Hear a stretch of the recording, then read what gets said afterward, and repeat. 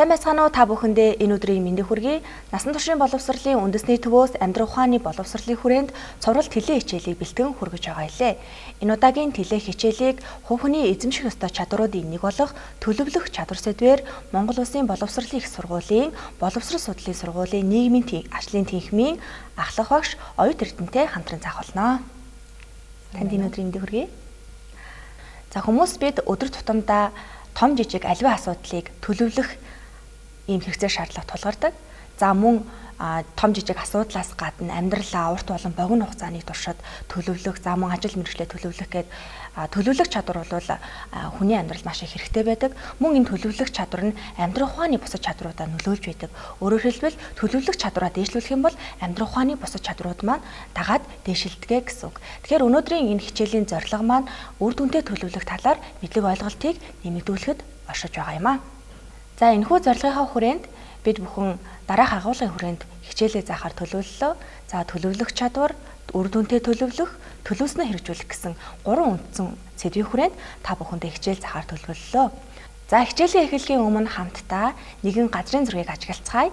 За хамгийн ихний газрын зураг дээр хүрэх газраа тодорхойлоогүй буюу зорилгоо тодорхойлоогүй гэсэн мөртлөө үйлдэлээ хийгээд эхэлсэн. Усан онгоц маань аль хэдийн хөдөлсөн гэсэн үг. За тэгэхээр энэ тохиолдолд бол маш их цаг хугацаа алдна. Дээрэс нь одоо маш их эрсдлийг хүлээх байгаа. Харин хоёр дахь газрын зураг дээр та бүхэн анзаарж байгаа бол хүрэх одоо зорилгоо тодорхойлсон буюу хүрэх эцсийн цэгээ бол тодорхойлсон. Гэсэн ч яаж явахын, хэрхэн явахын гэсэн төлөвлөгөө байхгүйг харж байгаа. За харин дараах газрын зураг дээр хүрэх эцсийн цэгээ тодорхойлсон, ямар төлөвлөгөөгөөр яаж хүрэх юм бэ гэдгээ маш тодорхой төлөвлөж өгсөн байгаа.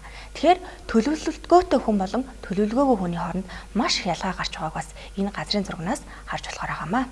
За сая бид нар газрын зураг дээр төлөвлөхөд ямар алхам хийх хэрэгтэй ерөнхий ойлголтоо авсан баха гэж бодож байна. Тэгэхээр төлөвлөх чадвар гэдэг бол хүн бүхэнд шаардлагатай тийм чадвар байдаг. Тэгэхээр хүн амжилттай, сэтгэл хангалуун, сайхан амьдрахад нөлөөлөх янз бүрийн ур чадварууд байдгийн нэг нь төлөвлөх чадвар. Төлөвлөх чадвар бол хүний зохион байгуулалтын чадвар байдаг. За төлөвлөх гэж юу вэ?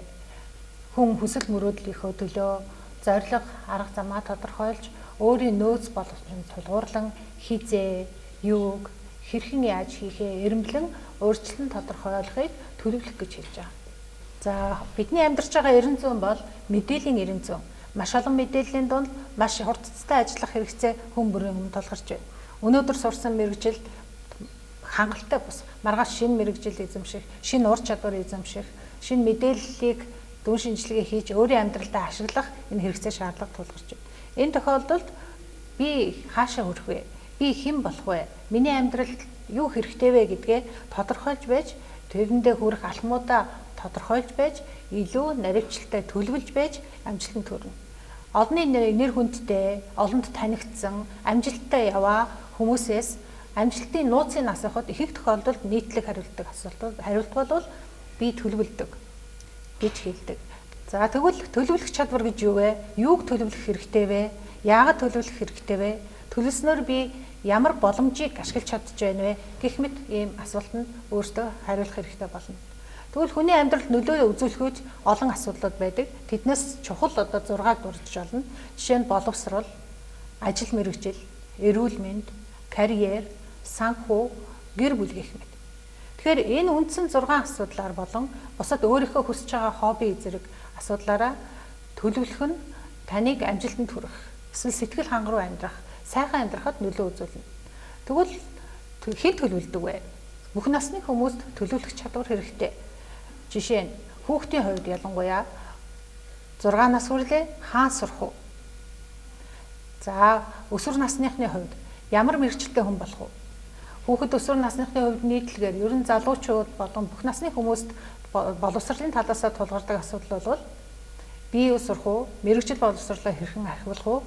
Юуг эзэмших үү? Ямар дугуйлан секцэд явах уу? Ямар сургалт шинээр над хэрэгтэй вэ гэсэн эрэлхийлэл байдаг. За эд залуу насныхны хувьд амьдралаа зохиож байна. Ажил мэргэжлийн карьераа эхэлж байна. Гэх мэт энэ амьдралын тулгамдсан асуудлаа шийдэхэд нь ирээдүгөө харж төлөвлөх хэрэгцээ зайлшгүй тулгардаг. Гэр бүл төлөвлөлт энэ насанд маш чухал. За эдгээр ахимаг насныхны хувьд бас онцлогтой. нэг талаас үр хөвгтөө өсгөн хүмүүжүүлэх, нөгөө талаас эцэг эхээ асран халамжлах энэ үүрэг хариуцлагын дунд амьдардаг. Тэгэхээр эдгээр насныхны хувьд ажил үүргээ зохицуулах, зохион байгуулах, төлөвлөх чадвар маш чухал болох нь. Ахмад насныхны хувьд, ахмад насныхны хувьд тэтгэвртэй гарахад бэлтгэх нь тэтгэврийн насандаа сэтгэл хангалуун, чанартай, эрүүл амьдрахад нь нөлөөтэй. Тэгэхээр бүх насны хүнд төлөвлөх чадвар хэрэгтэй бөгөөд төлөвлөх чадварыг эзэмснээрээ сайхан амьдрах, сэтгэл хангалуун амьдрах ийм болцоотой болно. Тэгвэл төлөвлөе гэвэл бид юу хийх хэрэгтэй юм бэ? Өөрийгөө үнэлэх хэрэгтэй. Би юунд давуу талтай вэ? Надад ямар авьяас байгаа вэ? Би юуг чадахгүй байлээ. Энэ дээрээ тулгуурлаж төлөвлөвөл таны төлөвлөл бодиттой хэрэгжих үндсэлтэй болно. Маш олон мөрөөдөл хүсэл мөрөөдөл хүнд байдаг. Төрүүчийн газрын зургаас харахад нэг хүсэл мөрөөдөл, нэг зорилго тодорхойлсон боловч тэр нь хувийн амьдралтай холбоотой зорилго байж болно. Мөн ажил мэргэжилтэй холбоотой зорилго байж болно. Тэгвэл тэргүүлэх ач холбогдолтой зүйлсээ эренбэлэх юун чухал юм бэ? Юун дараа нь хийж болох юм бэ гэж ирмэснээрээ төлөвлөгөөч нь бодиттой байх, амьдралаа зохион байгуулах ийм боломжтой болно. Тэгэхээр төлөвлөх чадварт тэргүүлэх ач холбогдолтой зүйлсээ эренбэлэх, хийх шаардлагатай зүйлсээ эренбэлэх, мөн чухал болон чухал бус зүйлсээ ялгаж салгах, дүн шинжилгээ хийх эдгээр чадварууд хэрэгтэй. Мөн түнчлэн ирээдүгээ төсөөлөх чадвар хүнд байх нь төлөвлөх чадварын амжилттай төлөвлөхийн нэг үндэс болно. Би 5 жилийн дараа хаана байх вэ? Ямар мэргэжилтэй байх вэ? Би юунд хүрсэн байх вэ?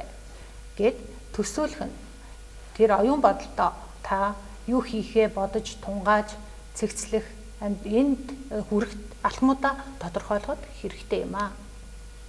За тэгэхээр багш маань сая төлөвлөх чадварыг ямар чадварууд дагалддаг талаар бас ярьлаа тийм ээ. Тэгэхээр төлөвлөдөг болон төлөвлөдөггүй гэдэг энэ ганцхан зүйлээсээ болоод хүмүүс бас хоорондоо маш их ялгаатай болдог юм байна. За жишээлбэл энэ зурган дээр харагдаж байна. Төлөвлөх чадвар муутай хүмүүсийн хувьд боломжийг алдаж зорилгоос ухрах нь элбэг байдаг. Харин төлөвлөсөн хэдий ч хэрэгжүүлдэггүй хүмүүс маань зорьсон зорилгодоо хүрч чадахгүй. За харин сайн төлөвлөдөг төлөвлөх чадвар сайтай хүмүүсийн хувьд тэр хүмүүс зорьсон зорилгодоо хүрдэг, тэрийгэ биелүүлэх нь магадлал өндөр болж ирдэг байна. За ингээ хамтдаа хэрхэн үр дүнтэй төлөвлөх талаар богино хэмжээний видеог үзцгээе. Төлөвлөх чадвар. Хэрхэн үр дүнтэй төлөвлөх вэ? Сайн төлөвлөгөө нь зорилгыг тань биелүүлэхэд туслах дуужин. Төлөвлөгөө гаргахдаа дараах алхмуудыг хийгээрэй. Сайн зорилго дэвшүүлж, зорилгодоо хүрэх арга замаа тодорхойлон наривчилсан төлөвлөгөөгөө гаргаарай. Гаргасан төлөвлөгөөгөө цаг алдалгүй хэрэгжүүлж эхлэх нь хамгийн зөв арга зам. Хамгийн чухал нь тууштай байж өөрийгөө ялгаарай. Мөрөөдлөө бодит болгохын тулд үр дүнтэй төлөвлөж сурцгаая. За энэхүү видеоноос та бүхэн үр дүнтэй төлөвлөхөд юу анхаарах талаар харлаа. Тэгвэл нэгдүгээрт сайн зорилго дэвшүүлэх хэрэгтэй юм байна. Зорилгогүйгээр хаа хүрэхэд тодорхойлох боломжгүй. Зорилго дэвшүүлэх нь сайн төлөвлөлтийн үндэс байх нэ. Зорилго ямар байх вэ? Ерөнхий байна, урт хугацааных байна, богино хугацааных байна. Та юу хүсэж байна? Тэрнтэй холбоотой хамгийн чухал өөрийнхөө хүсч эрмэлзэж байгаа тэр асуудлаа зорилго болгоно дэвшүүлэх хэрэгтэй. Тэгвэл зорилгод тийм шууд хүрэх боломжгүй. Зорилгоо алхамжилсан байдлаар наривчлан тодорхойлвол илүү биелэх, хэрэгжих, бодиттой болох боломж нь бүрдэнэ. Тэгвэл зорилгодоо хүрэхин тулд зорилтуудыг дэвшүүлж хүрэх алхмаа тодорхойлно гэсэн үг.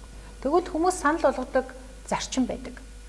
Сайн зорилго дэвшүүлэхэд SMART зарчмыг санал болгодог. SMART зарчим нь бол зорилго нь тодорхой байх, хэмжигдэхүйц байх, хэрэгжихүйц байх, бодиттой байх, цаг хугацаатай байхыг санал болгодог. Тэгэхээр аливаа зорилго цаг хугацаатай байхад түүнд хэрхэн хүрэх вэ? Хизээ хүрэх вэ? Яаж хүрэх вэ гэдгийг хүн төлөвлөх болцоотой. Гэхдээ аливаа төлөвлөлтийг хэрэгжүүлэхэд саад бэрхшээл олон байдлаар тулгарч болдог. Магадгүй чадвар туршлага дутагдж болно. Та бүхэн слайдаас хараарай. Мэдлэг мэдээлэл дутагдж болно. Мөнгө санхүү дутагдж болно.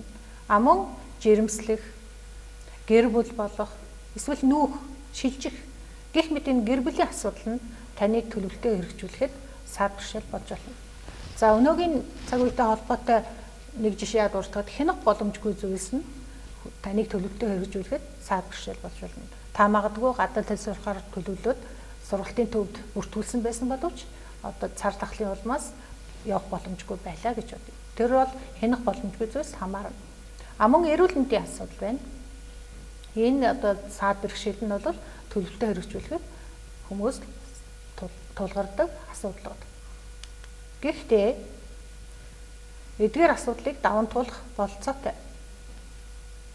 Аливаа төлөвлөлт бол хүнд зохион байгуулалт, эмх зэгцийг олгодог бөгөөд ер нь алдаа гаргахаас сэргийлдэг. За тэгвэл төлөвлөснөө хэрхэн үр дүнтэй хэрэгжүүлэх вэ гэсэн зарим нийтлэг зөвлөгөөг авч үзье. Тэгэхээр хамгийн бүтээмжтэй үедээ эрч хүчтэй ажил хийх хэрэгтэй юм байна. Магадгүй та өглөөний хүн байж болно. Өглөө болгон 5 цагаас 6 цагийн хооронд би гадаад хэл дээрээ төвлөрч суун, судлан, номоо уншина гэж төлөвлөж болно. Гэх жишээтэй хамгийн бүтээмжтэй цаг үеэ сонгож хийх зүйлээ эрч хүчтэй шургуу хийх ёстой юм байна. Мөн хийхэд төлөвлөсөн зүйлээ хойшлуулахгүй барьж авах хэрэгтэй юм. Хойшлуулснаар цаг алдах, шантрах гэх мэт асуудлууд тулгардаг. Тийм болохоор нэгэнд та төлөвлөсөн, нэгэнд та зорьсон болвол тэр төлөвснийхөө дагуу хийхийг өөртөө шаардаж зохион байгуулалттай байхыг хичээгээрэй. Нэг хаалга хаагдахад нөгөө хаалга нэгдэг гэсэн үг байдаг шүү дээ. Тэгвэл альва саад бэрхшээл бас өөр боломжийг бий болгож идэг учраас энэ боломжийг эрэлхийлж ашиглахыг хичээх нь төлөвснөө үр дүнтэй хэрэгжүүлэхэд нөлөөлөх юм байна. Ихэнх хүмүүс юун дээр алддаг вэ гэж судлаад үзсэн чинь төлөвснөө эргэж хяндаггүй, өөрийнхөө ололт амжилт эсвэл алдаа дутагдлаа үнэт цэгнэдэггүй. Ямар нэгэн байдлаар саад тулгарсан бол шантраад орхидог ийм тохиолдлууд байт юм байна. Тэгэхээр төлөвснөө үр дүнтэй хэрэгжүүлэхэд чухал нэг арга бол зөвлөмж болох зүйл бол төлөвлөсөн ажлаа заавал эргэж дүгнэ. Өөрийгөө урамшуул. Өөртөө эрч хүч, эрмэлзлээ сануул. Цаашаа төлөвлөх гэсэн ийм одоо зөвлөмжүүдийг бид сурч болно. За хичээлийнхаа төгсгөл та бүхэндээ төлөвлөх аргын талаар товчхон танилцуулъя. За тэгэхээр төлөвлөхөд зориулсан гарын агуулгууд буюу төлөвлөгч дэвтрүүдийг гаргасан байдаг. За энэ жижиг дэвтэр бол өдөр тутмын төлөвлөгөөнд ашиглах өдрийн төлөвлөгөөний ийм дэвтэр байгаа. Тэгэхээр энд бол хийх ажлын жагсаалтаа гаргаад за мөн цагаа тавиад ингээд хийсэн хэсгээ ингээд чеклээд хянаад дүгнээд явах бас ийм боломжтой ийм дэвтэр байна. За мөн 7 хоногор нь төлөвлөж болно. Тэгэхээр төлөвлөгөө бол урт болон богино хугацааны ийм төлөвлөгөөнүүд байгаа. Тэгэхээр 7 хоногор нь ингээ гаргуудаа тавиад энд бас чухал зүйлсээ ингээ бичээд уулзалт хийх хүмүүсээ тавих гэх мэтчлэнгээр бас энэ 7 хоногор нь төлөвлөж болдог байхна. За мөн сараар төлөвлөх ингээд бичээд одоо сарынхаа ухаанлын өдрүүдийг ингээ бичээд бас сараар төлөвлөж болж байна.